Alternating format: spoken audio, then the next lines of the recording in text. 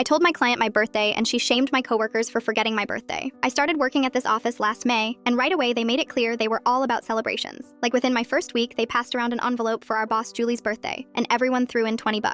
I barely knew these people, but I put money in because that's what you do, right? Then came Diana's birthday in June. Flowers on her desk, balloons tied to her chair. Someone brought in this fancy cake from the bakery down the street, and we all sang happy birthday in the break room. Free catered lunch, the whole thing. Same deal for Kevin in July, same for Angela in September. Every single time I smiled for the group photos and threw money into the collections and sang along. When Angela's dad died in October, I put $30 in the sympathy card fund. For the Christmas party in December, I paid $40 into the potluck and gift exchange. My birthday was March 8th. The week before I mentioned I was turning 26 to a few people in the break room. Said I was excited because my boyfriend was planning something nice for the weekend. A couple people nodded. That was it. March 8th came. I walked in that morning half expecting to see at least a card on my desk. Nothing. I checked my email thinking maybe someone sent a group message. Nothing. Lunchtime rolled around and we all ate our sad sandwiches at our desks like normal. No cake, no singing. Nobody even said happy birthday. It stung, but I told myself maybe they just forgot. Except Diana definitely knew because I'd mentioned it to her directly the week before. And Julie keeps this whole birthday calendar in her office that she updates constantly, so she had to know. I went home that night and my boyfriend made it better with dinner and a gift, but the work thing bothered me more than I wanted to admit. Now my client Mrs. Wallace comes in twice a week for her appointments. She's this 70-year-old lady who talks a lot, but she tips well, so I don't mind. 2 weeks before my birthday, she randomly started asking who on staff was a Pisces. Said her daughter was a Pisces and she was trying to figure out if anyone at the office shared the sign. Every appointment for 2 weeks straight, she'd ask different people. Are you a Pisces? When's your birthday? No. Okay, how about you? The day after my birthday, she came in for her usual Thursday slot. I was still annoyed about the whole thing. She asked me straight up when my birthday was. I told her yesterday. Her face changed. She asked if the office did anything. I said no. She asked if they usually celebrate birthdays. I said yes and told her about all the other parties I'd been part of. Every single one. The flowers, the cakes, the money I'd put in. She stood up right there in the middle of her appointment and walked out to the front desk where Diana was sitting. I followed her because I didn't know what else to do. Mrs. Wallace asked Diana loudly why nobody celebrated my birthday when they celebrate everyone else's. Diana stuttered something about being busy. Mrs. Wallace asked when Diana's birthday was. Diana said June 14th. Mrs. Wallace said so you had time for your own birthday, but not hers. Julie came out of her office because of the noise. Mrs. Wallace turned on her next. Asked if she was aware it was my birthday yesterday. Julie said she might have forgotten to check the calendar. Mrs. Wallace pulled out her phone and showed Julie a photo of the birthday calendar that she'd apparently taken weeks ago when she was asking around. My birthday was written right there in Julie's handwriting. March 8th. Mrs. Wallace said you knew and you did nothing while this girl paid into every single one of your celebrations. She pointed at the flowers on Angela's desk from her birthday 2 weeks ago. Said it was disrespectful and cruel and she expected better. The office went dead silent. Mrs. Wallace walked back to finish her appointment like nothing happened. I just stood there. Julie went back in her office without saying anything. Diana stared at her computer screen. The next day, Diana brought in cupcakes and put one on my desk with a sticky note that said sorry. Kevin avoided eye contact with me all week. Julie sent me an email saying the calendar thing was an honest mistake and they'd do better. They haven't brought up birthdays since. No collections, no cakes.